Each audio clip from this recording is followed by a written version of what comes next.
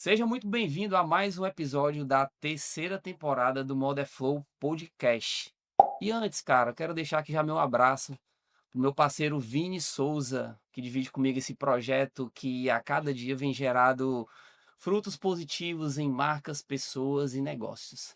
E quem está comigo hoje para fazer esse bate-bola com nossos convidados é ela, que nada mais é nada menos do que comunicadora, especialista em moda e executiva do Cindy Roupas, Thaís E Cunha. aí, Thaís, seja bem-vinda a mais mais uma um episódio. gravação, né, dessa É, parceria incrível. É um prazer estar aqui. Obrigada por esse convite. É sempre bom estar aqui. Thaís, e assim, eu me sinto muito honrado, né, nessa terceira temporada de poder ter sido abraçado aí pelo Cindy Roupas.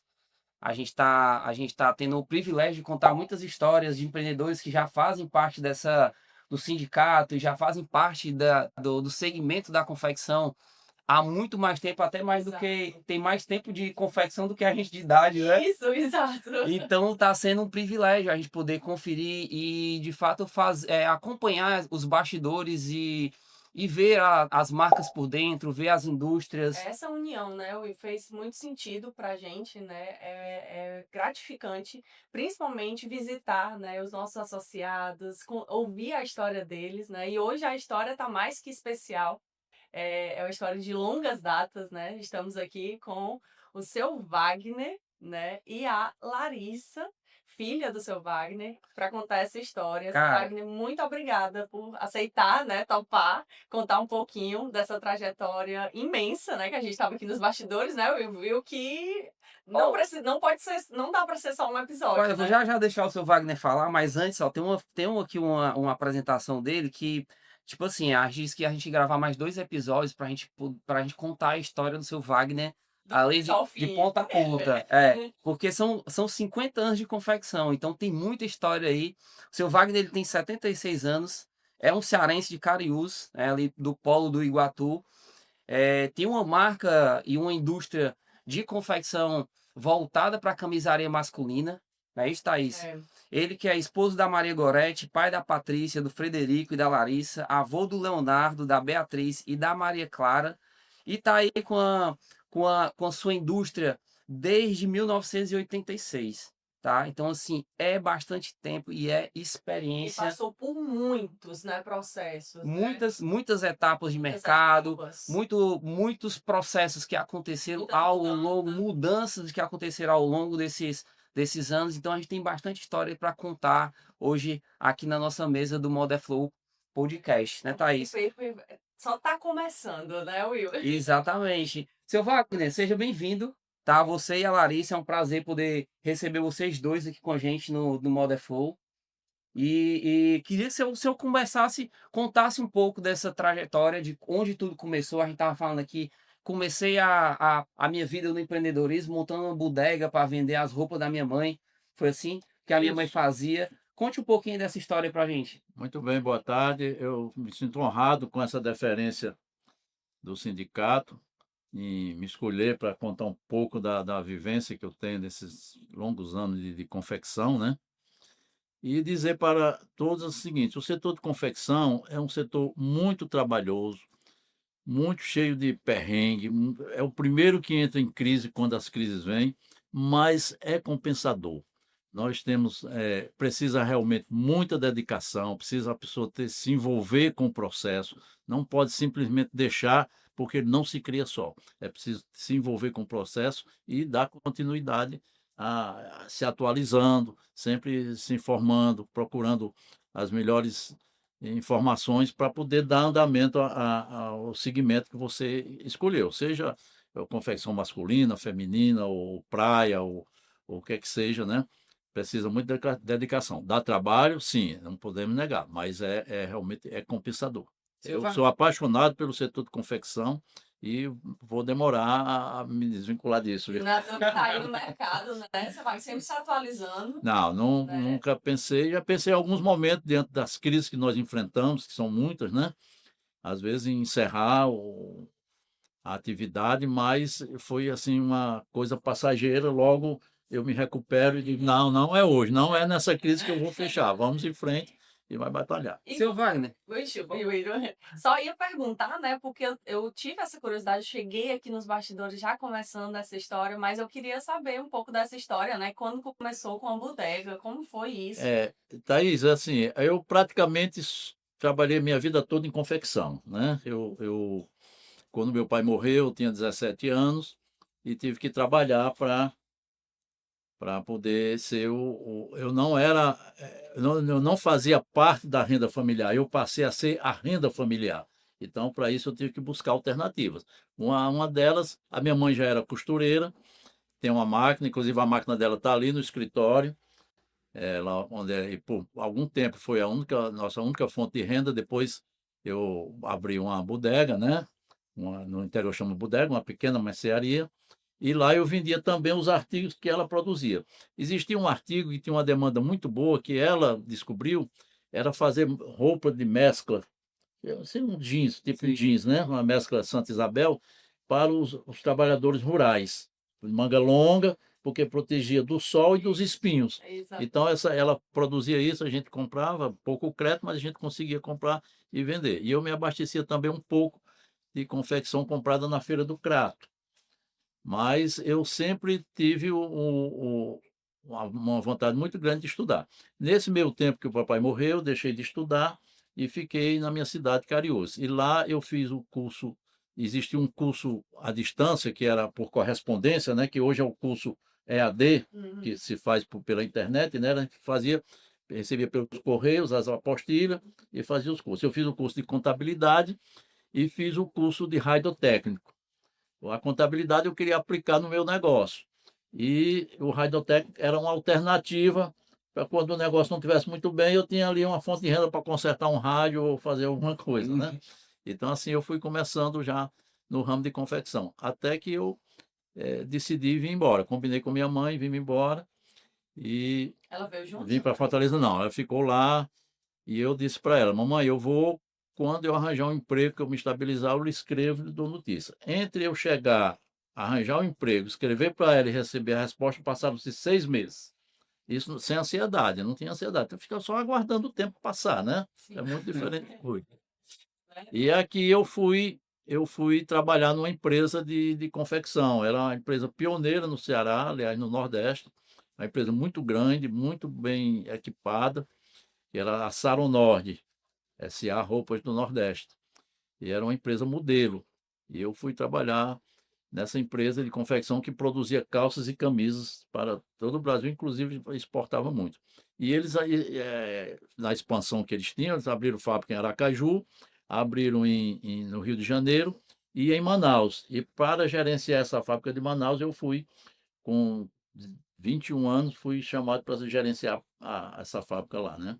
Depois a fábrica lá cresceu um pouco, houve uma divisão e eu passei a cuidar só da parte financeira, né? Teve o diretor comercial, diretor financeiro, diretor presidente, etc. Até que eu me desliguei e voltei para Fortaleza, né?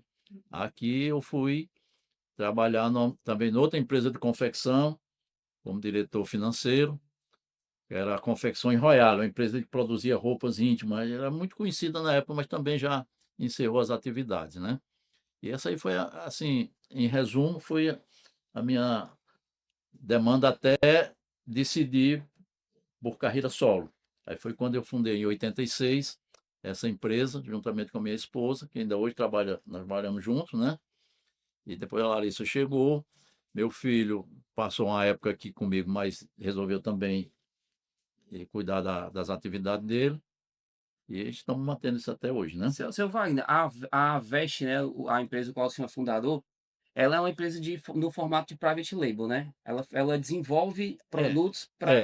para outras Não, marcas, nós, certo? Fabrica. nós iniciamos com marca própria, né? Nós tínhamos uma marca própria, Elegance, produzindo só camisa masculina, sempre camisa masculina, né? Mas o setor de confecção e a economia brasileira sempre nos traz dificuldade de toda ordem, né? A gente sempre está enfrentando uma crise ou outra, por isso ou por aquilo, e o setor de confecção é sempre muito atingido. Numa dessas crises, eu me descapitalizei muito, tive muita dificuldade e resolvi, então, partir para o private label. Por quê? Porque nessa situação eu precisava de menos capital para investir, certo? Então, como eu não tinha esse capital, enveredei por esse caminho, porque isso facilitou muito minha vida. E fiquei por um bom tempo trabalhando 15 dias para o private label, 15 dias para a minha marca. Mas comecei a negligenciar a entrega dos meus pedidos e eu tive que tomar uma decisão. E a decisão foi justamente encerrar minha marca e continuar no private label, né? Legal. Porque a produção de marca própria demanda muito capital. Tem um estudo aí que diz o seguinte: da hora que você pensa a peça, desenvolve, produz, vende para receber, decorre 240 dias. Então precisa ter realmente muito fôlego. E eu, diante da crise de 87, que foi do Plano Cruzado, eu perdi muito essa capacidade de investimento. E para manter meu negócio, eu tive que enveredar por esse Pro caminho. private label, né? Private label. Seu Wagner, hoje a Veste, ela tem, como é que é a estrutura dela? Hoje ela tem quantos funcionários? Como é que são os números da Veste? Quem são, tem os É, clientes que o senhor trabalha ao longo do ano? São quantos clientes? Como é que o senhor faz essa... aqui, assim, com essa demanda, como eu lhe disse em off, daqui a pouco, né, a gente tem uma certa dificuldade em relação ao planejamento da produção. A gente nunca sabe exatamente como vai ser o mês que entra, né? Previsibilidade, né? Não tem previsibilidade nenhuma, porque eu dependo da demanda dos meus clientes, que por sua vez depende do mercado para poder. Mas é uma coisa que a gente vai contornando, sempre dá certo, porque eu gosto de brincar aqui, a gente tem sempre dois tipos de estresse. Ou porque tem pouca demanda, ou porque tem muita demanda, né?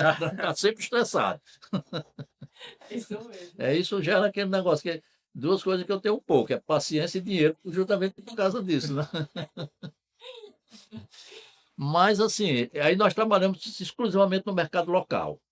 Teve a época do Plano Real também, os representantes começaram a sofrer muita dificuldade para viajar, as vendas poucas, eles não tinham condições de viajar para vender, a gente tinha que financiar a viagem deles, então isso foi também uma razão para a gente ir saindo dos representantes, né? E eles também foram cuidando de outras coisas. E a gente sabe que de lá para cá, o sistema de comercialização mudou muito, muito assim. Quem não se adaptou, quebrou, ficou para trás, ficou para trás. Porque a gente, naquela época, a gente procurava o cliente, a gente tinha que ir lá bater na porta, né, de cada um, Literalmente de porta em de porta. porta em porta. Era isso, de cidade em cidade, de porta em porta, um mostruário cheio de peças de piloto para poder mostrar. O Então, carro Sim. basicamente era a loja, a né? loja, então, era diferente. Hoje não, hoje o cliente é que vem à loja nem sempre fisicamente, né? Isso. Porque se ele vier físico é uma coisa, mas é por aí. E a concorrência também aumentou muito em função disso, porque nem todo mundo tinha condição de fazer mostruário, tinha condição de conseguir representante, então isso é uma certa barreira. Hoje não, hoje está aberto para todos. A tecnologia hoje abriu para todos, todo mundo pode vender no Brasil todo, em qualquer lugar. Não tem mais, Uhum. não tem mais espaço fechado. Não, eu só vendo aqui, não. Você pode vender até para o Rio Grande do Sul, para o Acre, para qualquer estado, porque está aberto para todos. E é para todos, não é só para alguns, né? Legal. E seu Wagner, me diga uma coisa. Hoje com a gente está vendo a gente fala muito, e eu conversando com o senhor tem, é uma fala que é meio que recorrente, né? Sobre a questão das costureiras.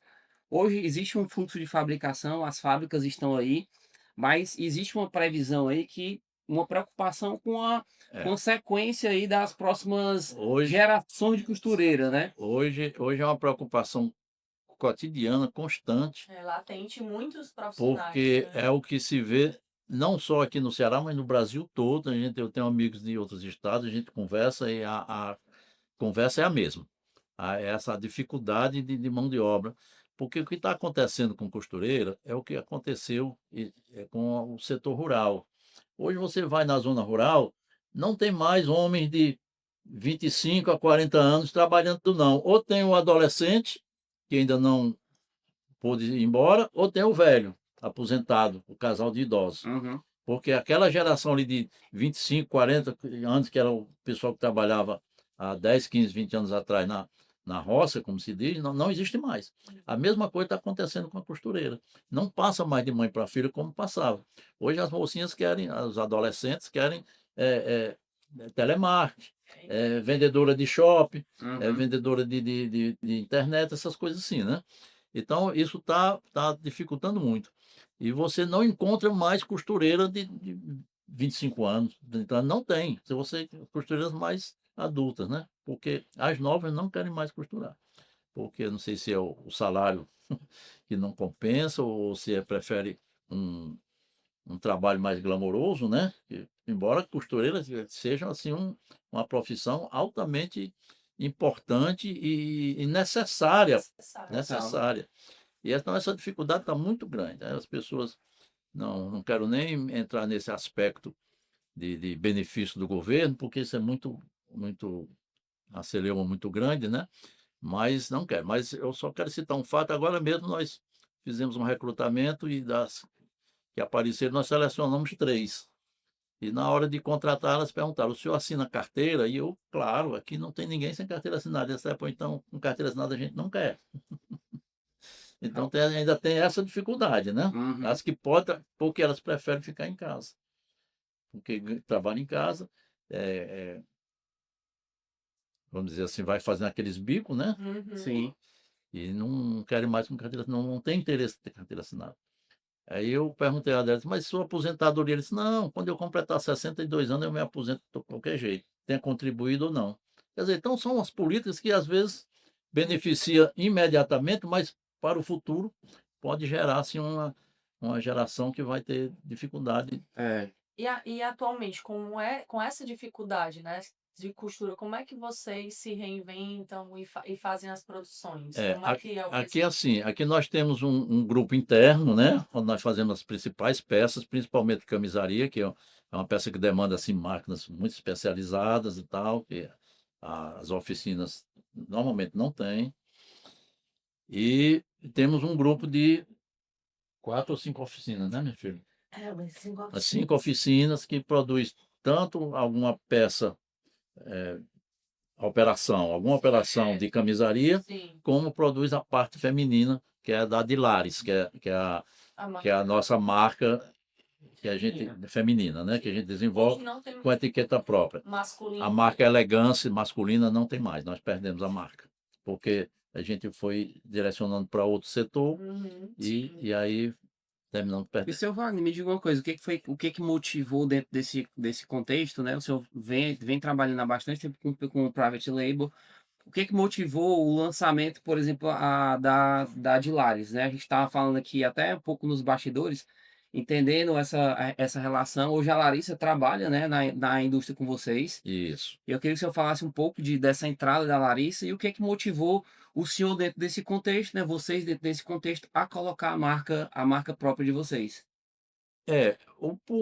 Por incrível que pareça, como o nosso mercado hoje é muito limitado à Praça de Fortaleza, a gente termina tendo um limite de clientes, não tem uma variedade muito grande. E para não fazer concorrência aos nossos clientes, nós optamos por fazer uma marca própria feminina, Certo. porque nós temos exemplo aqui de pessoas que faziam private label, ao mesmo tempo tinha uma loja e concorria com seus próprios clientes com um preço bem mais baixo, bem Uhum. mais conveniente. Então, para não fazer concorrência aos nossos clientes, nós optamos então pela marca feminina, né? Onde ela começa. E, eventualmente, a gente pode colocar alguma coisa masculina, mas o foco realmente é o feminino. Porque Legal. A Dilara já está há quanto tempo no mercado? Pois é, a Dilares, assim, ela tem uma história muito específica também, porque como o meu exemplo, 50 anos de confecção que teve que se adaptar ao longo desses anos, eu acabei entrando aqui junto com ele e precisei me adaptar também, né, no decorrer desses anos. Então, eu também trabalhava com private label no feminino, né? Tinha o sonho da marca própria, e aí chegou um ponto que a gente sentou, conversou, né? Não, vamos colocar a marca própria para frente. Então, a marca ela já existe há mais de 10 anos, mas efetivamente, né? Aí começamos no online, depois com loja física, oficialmente ela está há 1 ano e meio aí no a mercado. loja física, ela fez o inverso do masculino, né? Porque nós começamos com marca própria e depois demandamos para o private label. Ela começou com o private label no feminino e demandou para a marca própria, né? Com toda essa experiência, eu me senti até na obrigação. Deixar esse, né, continuar o legado, né, Sim. Larissa? Legal. Legal. O senhor tá me falando, já falando um pouco desse contexto de empresa familiar, o seu Wagner, o senhor estava me dizendo que, além da Larissa, a sua esposa também trabalha aqui dentro, né? Isso. Como é que vocês dividem essas funções? Cada um está num ponto, como é que é esse dia a dia? O planejamento geral e a coordenação geral é minha, né? Porque eu faço todo o planejamento, mantenho contato com os clientes, faço toda a parte financeira. Uhum. A minha esposa cuida da parte de produção, né? Efetivamente, é para tocar o barco lá dentro com as meninas, né? Certo. E Larissa faz a parte comercial, que é justamente da marca de Lares, né? Que é praticamente responsabilidade dela, né? Aí a minha esposa cuida da parte de produção e eu cuido da parte administrativa, comercial, contato com clientes e Na criação também fica desenvolvimento. sua esposa? Thaís, aqui, com essa situação de private label, nós não temos as duas pontas, ou seja, nós nem temos criação e nem venda.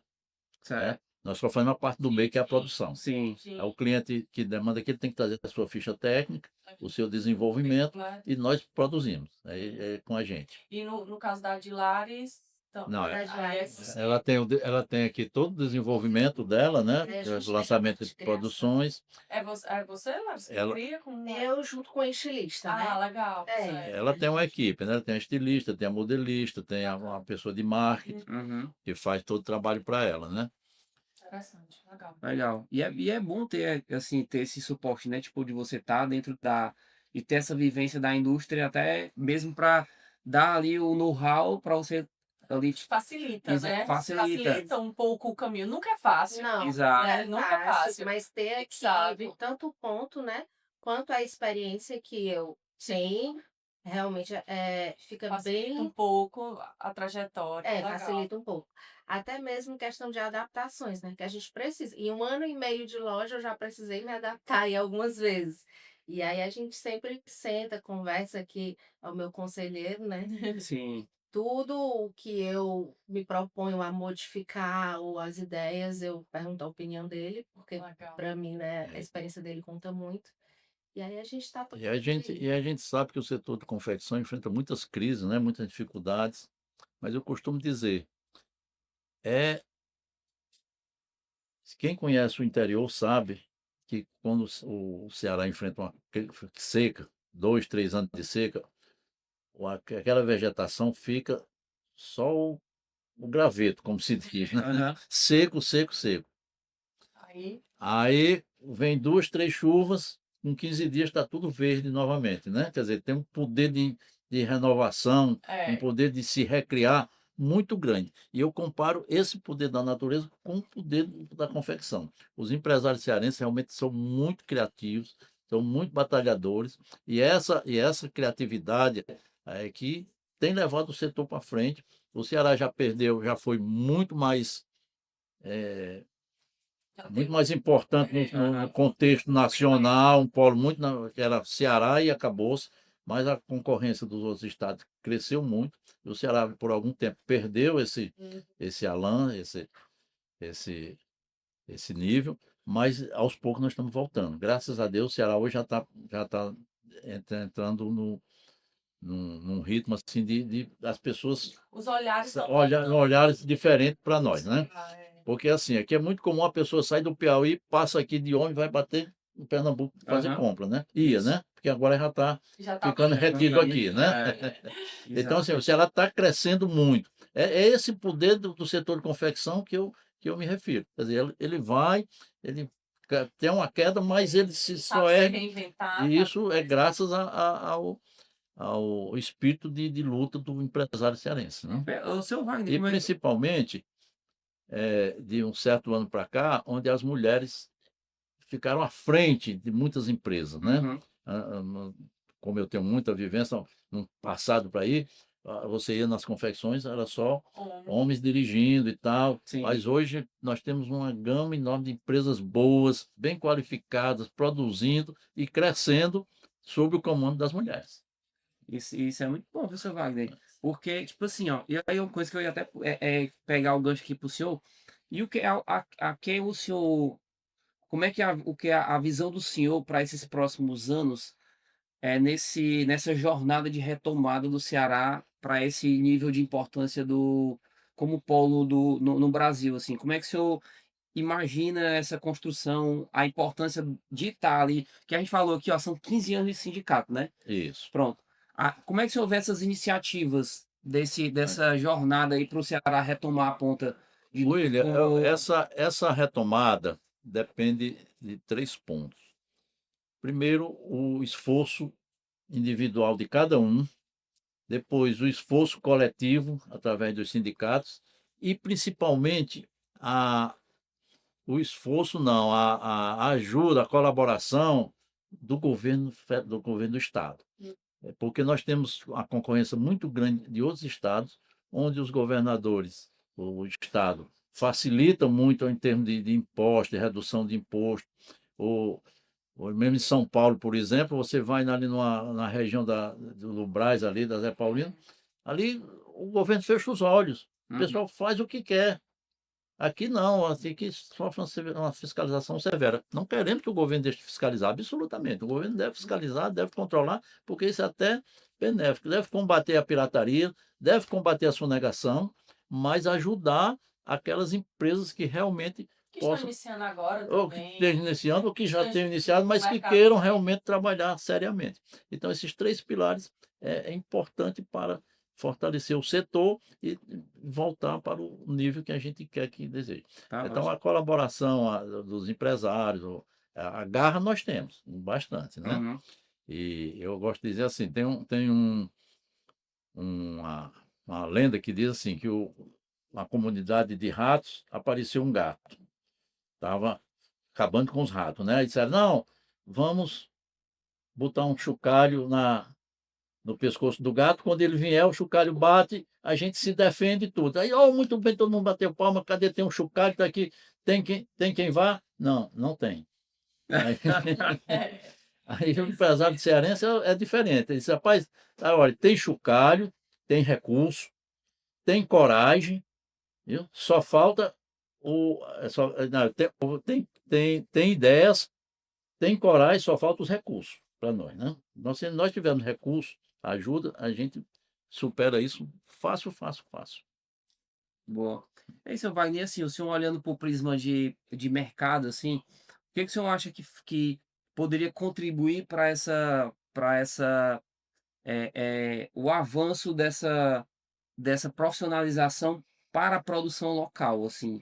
Como é que o senhor visualiza isso, assim? Não, eu acho assim, porque é o que eu lhe disse, né? O setor de confecção enfrenta dificuldades no Brasil todo, não é só no Ceará, né? Uhum. Quer dizer, então, se a gente tiver o que nós chamamos a união de todos os fatores, de todos o- as peças que se encaixam, então nós podemos superar isso com mais facilidade do que os outros.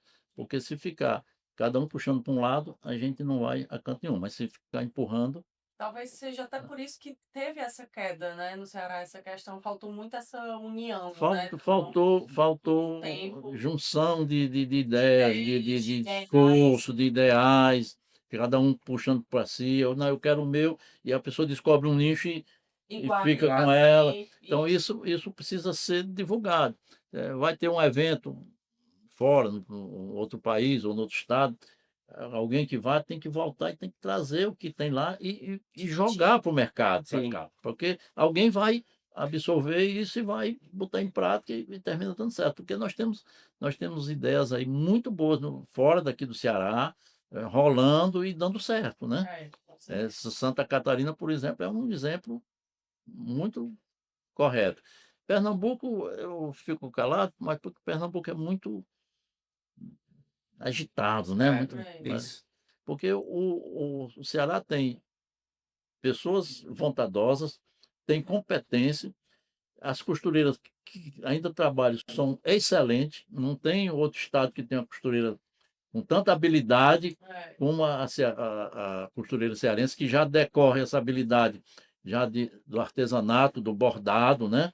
Porque Tem tipo de bordado que Aprimora, só é feito no Ceará. é, Uhum. A renda, por exemplo, o recheio. labirinto, a retileza, filé, isso só é feito no Ceará. Uhum. E manualmente. Isso chama-se habilidade. Isso não requer nenhuma tecnologia. É só habilidade. E você aplicar a habilidade com a tecnologia, aí a gente pode ir longe. Isso que o senhor falou em relação a só o Ceará tem, é muito engraçado porque na época que eu trabalhava no ateliê, eu conversando com uma estilista, ela disse, não, eu vim de São Paulo e tudo, tem uma empresa lá, mas eu vim morar aqui. Eu disse, não, mas por que não deu certo? Não, eu vim para cá para produzir aqui para vender lá. Aí eu digo, mas gente, Vai levar para lá. leva para, vem produzir, que ela não vim morar aqui porque eu vim produzir aqui, mas para vender lá. É surreal, né? E, tipo, eu acho que existe uma identidade muito forte, né? A Isso, do Ceará, muito, que representa muito essa questão da brasilidade, né? é, E aí, tipo, em outro canto a gente não consegue ver. não. Nesse trabalho manuais, o cearense, a cearense, tem homens também, Seu Wagner, tem muito hábeis em trabalhos manuais. Uhum, sim, o senhor vê algum impacto, como é que o senhor vê o impacto dessas entradas das marcas chinesas hoje no mercado brasileiro e se isso tem gerado um impacto na produção do senhor, se tem de alguma maneira impactado aí dentro da linha produtiva? Hoje a China domina o mundo em vários mercados, né? Você sabe, você vai em qualquer país da Europa, qualquer país da América do Sul, ou da América do Norte e tal, tá lá tá cheio de produto chinês, cheio de tudo. E a China, quando iniciou, ela só tinha produtos, o objetivo dela era preço. E você não tem preço em produto bom. Para você fazer um produto bom, você tem que vender caro, é, né? Mas ela priorizava o preço. Então, os produtos eram de segunda categoria, né?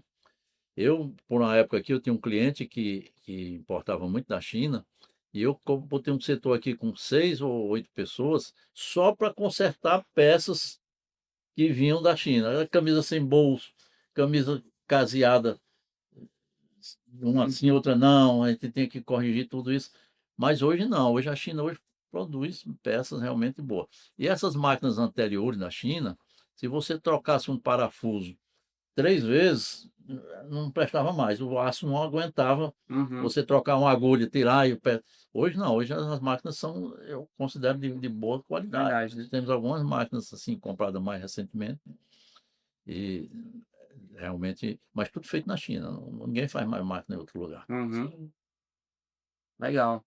E Thaís, a gente começou aqui o bate-papo com o seu Wagner, e no meio do processo que ele falou muito sobre, ele falou sobre, do Private Label, falou sobre previsibilidade, né? Uhum, E a gente tem ao longo dessa nossa jornada, né, observado muito as dores dos empresários e da indústria, de quem também vai montar sua marca ali do início, quem tem marca. E a gente montou um programa, um método exclusivo da gente que trabalha 3 pontos específicos, né? Planejamento, criação e vendas, gerando lucro ao longo do ano com previsibilidade.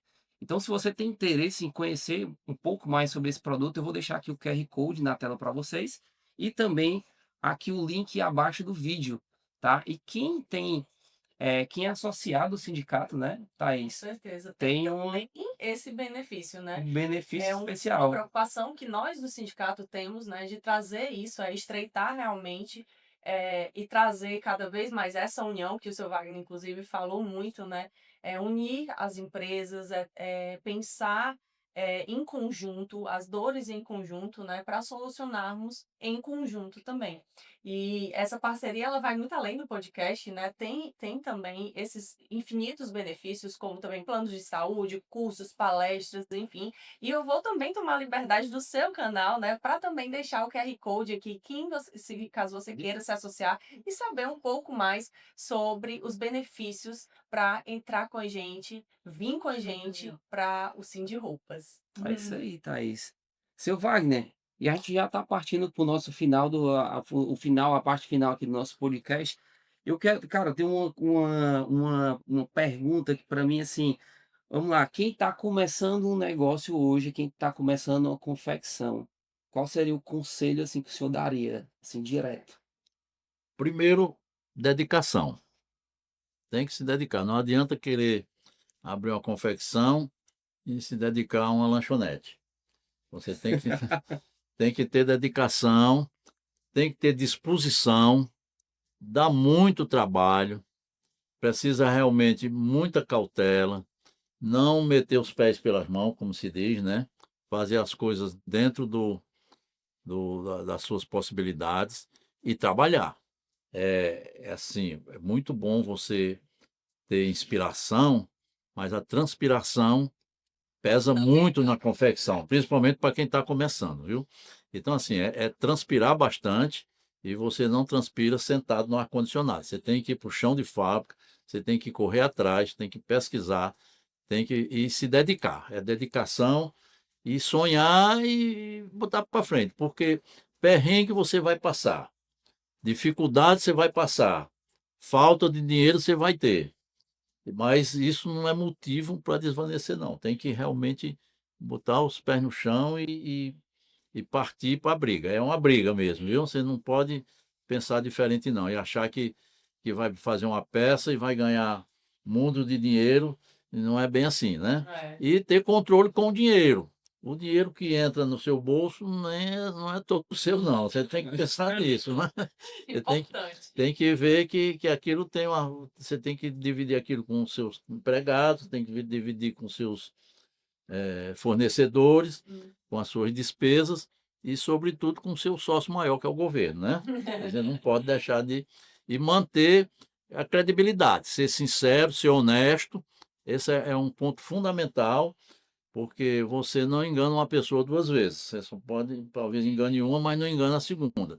E nenhum empresário, se tiver credibilidade, tiver crédito, ele vai deixar de funcionar. Agora, se perder a credibilidade, vai ficar muito difícil. Então, procure não perder a credibilidade, ser honesto nas suas colocações e que vai dar certo. Larissa, e na sua ideia também, né? Porque o seu Wagner é muito da questão também da produção, mas na sua experiência também com voz não só feminina, como o seu Wagner vem dizendo, né? Como também quem tem uma marca própria também. Qual a indicação você daria também? Qual dica? Olha, eu me baseio muito no exemplo que eu Sim. recebo, né? Então é justamente isso, é a disciplina, é não desistir, é constância, é adaptabilidade. Isso é muito importante. Você precisa estar se adaptando sempre. Então, assim, em relação também à organização financeira, né? Você não pode ultrapassar os limites, porque senão a conta não fecha no final.